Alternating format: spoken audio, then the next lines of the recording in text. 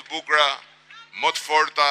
Fushkruja ishte ndalesa e radhës e kreut të Partisë Socialiste Edi Rama në kuadër të takimit përmbylljes të fushatës në këtë zonë.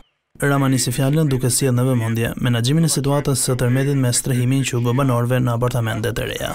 Ne faktikisht kemi përmbyllur të gjithë detyrimet tona me shpërndarjen e 350 apartamenteve të fundit që kanë mbetur vetëm për shkak se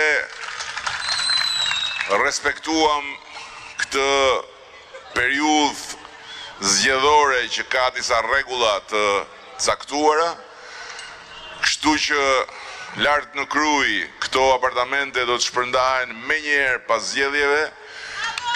Ne arrijm në një total prej mbi 1100 shtëpish të reja, më të bukura, më të forta, falas për të gjitha ato familje.